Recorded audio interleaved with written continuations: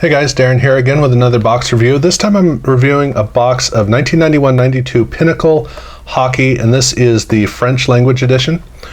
I doubt that there's basically any difference between the two, except for one can be read by most of us, the other can only be read by some of us. Here's what the pack looks like. Now, all the packs look the same. In later years of Pinnacle, they would do different pack styles, but for 1991-92, they used just one. These cards, I've always loved these cards. They're amazing, amazing card designs. It's one of the best card designs ever. I mean, the card fronts are exquisite, if a little complex. The card backs are just really deep and rich. The card designs ended up getting a little bit more simplistic in later years, but the 91 Pinnacle design to me is one of the great gold standards. And I remember as a kid, I didn't like it as much because I didn't really know how to see it. And over the years, I kind of came to discover them. So I've always loved them, and I was really excited to open up a box of hockey.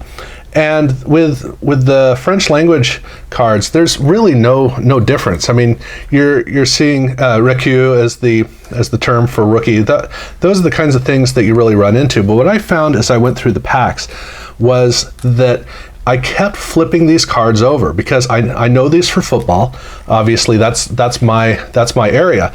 But as I go through the packs, I didn't realize how I would just naturally turn every single one over, not just to find out who the player was, but also for certain cards, like with Belfort, is he just like into training, or is he into cycling? Is that what it is? And with this one, he's obviously into sign language, and so some of these make a lot of sense. But like I assume that in this case, Pat Flatley has a bakery. I assume that's what it is. And then I guess that Kjell Samuelson is into home building.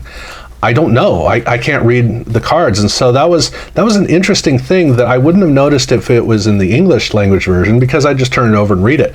But with the French language version, I kept flipping them over and going, oh right, oh yeah, oh right, of course, yes. I kept forgetting that I can't read it until I would do it, and it was almost every single time throughout the whole thing. So it was really kind of fun in a way. But every pack that you open is a wonderful experience due to the fact that these cards are just gorgeous.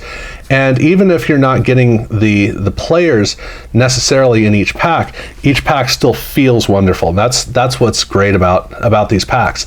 Now, as far as the box goes, I got nearly one complete set. It was really pretty impressive that I got almost no doubles. And I came only 6 cards shy of a complete set, so I got really, really close. And I got all of the players of note. The 6 cards that I don't have, they're all super inexpensive. Now I got to find where I can buy the French copies of these cards in order to get the last 6. Of the doubles, I got a double of Felix Potvin's rookie and the Brett Hull card here. These were the only doubles that I got of note, but I didn't get very many other doubles. It was almost a perfect opening of a box, almost a one set per box kind of affair, but not quite.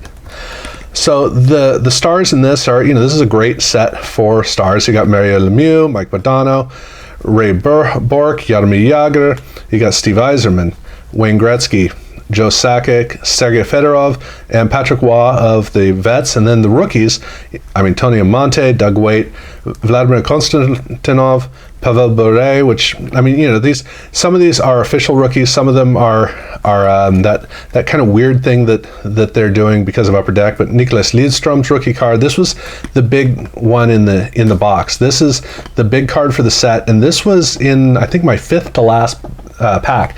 So I was actually getting nervous. I was going through waiting to get this, and I was afraid I might actually not get it, but I did in the end. So we got Jean Leclerc, Adam Foote, Felix Potvin, obviously, Mario Lemieux. And then we got these Legends cards with Gretzky and with Patrick Waugh. So it is really well packed, but also not just are the cards beautiful, and the rookies, I've never been a big fan of the green, but it still looks good.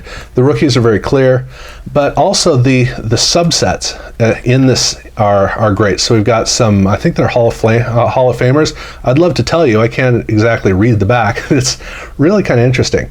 And then of course you've got this set, which they did, I can't remember what it's called. You've got the the legends. So this is basically the legends for each of these players, the idols. I think idols is what it's called. And then you have the personal life, like hobbies and stuff that you have. It's basically the same set that they did in the other sports. And so as I went through, I knew what they all were. I didn't necessarily remember the name, but I remembered what they all were.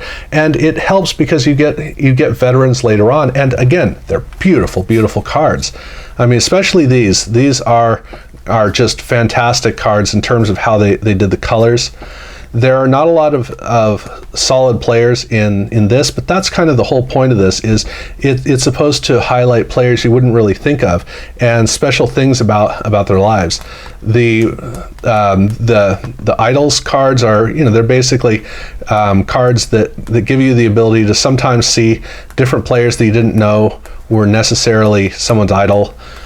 But it also gets some iconic or some idols that everybody does know into the set as well. So the set has a fantastic quality in that way, and the full experience, every single pack. Not every pack had a rookie or a subset, but almost every single card, almost every single pack did. So that means that as you're going through, you're getting them really well. And I also noticed a little ways in that if you just go down each stack, then the card numbers kind of go in a line, so you can actually sort them into the card numbers pretty quickly, which is a cool thing to do. It's kind of fun to basically kind of see it form as you go along. But again, the cards are beautiful cards. They really are. They're one of the best card designs ever. They were really on point with these cards. The colors are rich and vibrant, which makes it a lot more fun as you're opening the packs. This is the kind of set that I would really rather just, even if it costs a little bit more, to complete a set through a box is it's wonderful because going through the packs is so much fun, and that's what I really like about this. So I think that this is a great experience. It's one of the best boxes to open to go through the experience, even though you're not getting any inserts. The veterans are, all the cards are common enough that none of the cards are really all that expensive, but it doesn't matter. This is fun. That's really the key to this, and that's kind of my conclusion of it. So almost a complete set in one box. Great veterans that pop up fairly frequently, and lots of subsets. This is exactly the way that a box with no inserts should work. So thank you very much for watching.